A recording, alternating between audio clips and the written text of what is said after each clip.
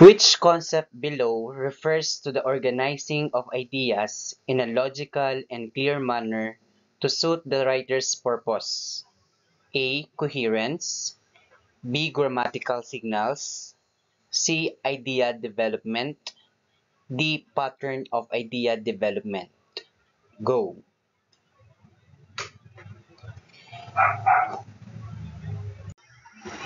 The correct answer is letter C. Idea development.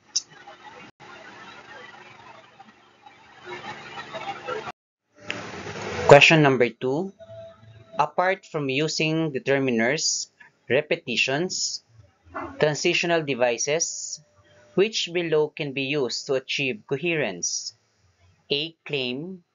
B. Grammatical signals. C. Idea development. D. Pattern of idea development.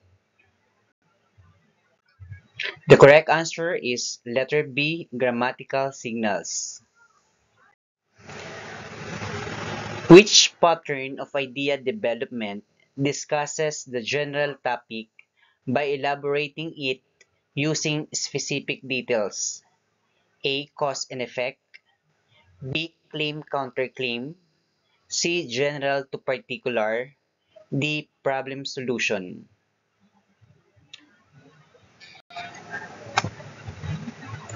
The correct answer is letter C. General to particular.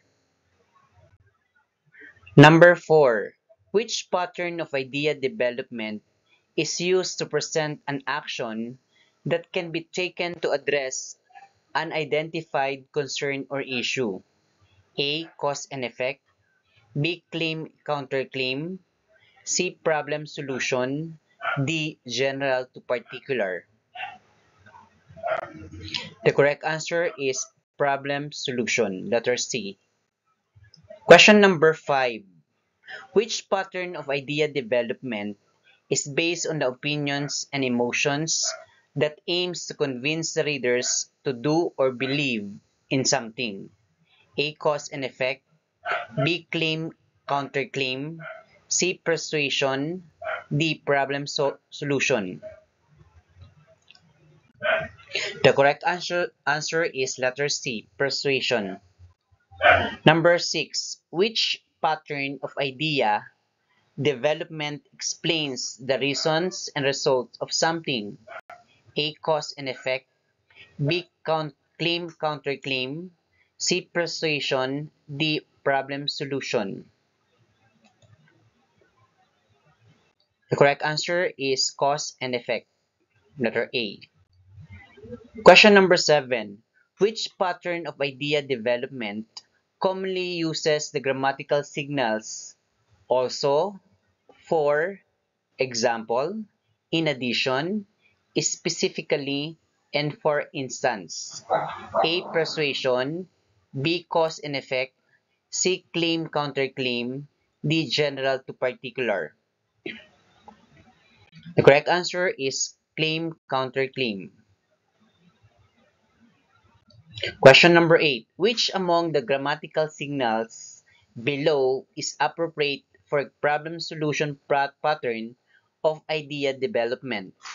A. One way. B. As a result. C. Specifically. D. With these reasons.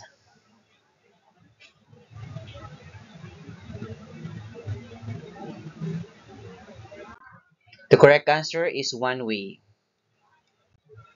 Question number 9. Which among the grammatical signals below is least appropriate for cause and effect pattern of idea development?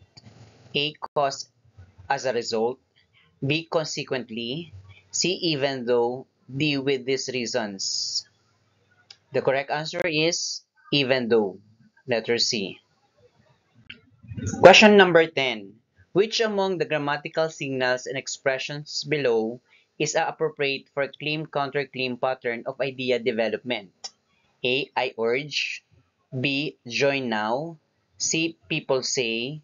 D. With these reasons.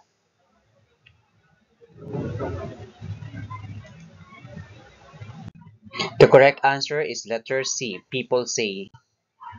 Question number 11. Which of the following statements describe a sentence outline?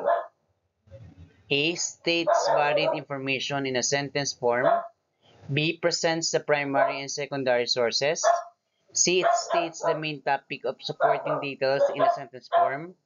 D. Presents the thesis statement, major topics, subtopics, and supporting details in a sentence form. The correct answer is letter D. Presents the thesis statements, major topics, subtopics, and supporting details in a sentence form.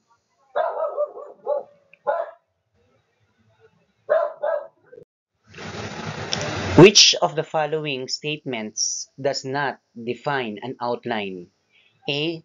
Synthesizes the idea in your essay. B. It provides an overall picture of your essay. C. It shows a hierarchical order of ideas. D. It is also a tool for organizing the write-up. The correct answer is letter.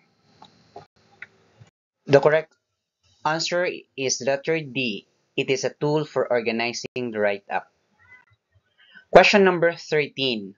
What is the first step in writing an outline? A. Make and organize a list of your possible subtopic. B. Choose your topic and establish your purpose. C. Create and organize the list of your major topics. D. Provide additional information to support your subtopics. That is letter. The correct answer is letter. The correct answer is letter B. Choose your topic and establish your purpose. Question number 14. Which of the following statements is true about major topics? A. Major details which are formed from major subtopics. B. Sentences which are formed from the subtopics. C. Sentences which are crafted from the major subtopics. Or letter D. Major sentences which are organized from the thesis statement. The correct answer is letter D. Major sentences which are organized from the thesis statement. Question number 15. Which of the following is not a benefit of outlining? A. Summarizes your idea. B. Organize your idea. C. Present information clearly. D. Help achieve sentence variety. The correct answer is letter D. Help achieve sentence variety. Question number 16. Which of the following statements is true about primary source? A. Summary of the essay. B. First-hand information. C. Concluding information. Letter D. Second-hand information. The correct answer is letter B. First-hand information. Question number 17. Which of the following defines a thesis statement? A. Summarizes an essay. B. It gives conclusion of an essay. C. Expresses the main idea of an essay. Or letter D. It states the relevant information of an essay. The correct answer is letter C. Expresses the main idea of an essay. Question number 18. Which of the following best explains the secondary sources? A. Commentaries which come from primary sources. B. Information which come from secondary sources. C. Information which are derived from primary sources. Or letter D. Analysis of a research paper which are taken from various sources. The correct answer is letter C. Information which are derived from primary sources. Question number 19. Which of the following should not be done in making an outline? A. Make and organize a list of your subtopics. B. Review and refine the content of your outline. C. Present the primary and secondary sources randomly. Or letter D. Provide additional information to support your subtopics. The correct answer is letter B. Review and refine the contents of your outline. And number 20, last number. For unit test 1 or summative test 1, you want to write a feature article that would encourage people to keep the right attitude and stay hopeful amidst COVID-19 crisis. Which of the following could not be considered as a secondary source of your article? A. Books. B. Diaries. C. Journals. D. Reports.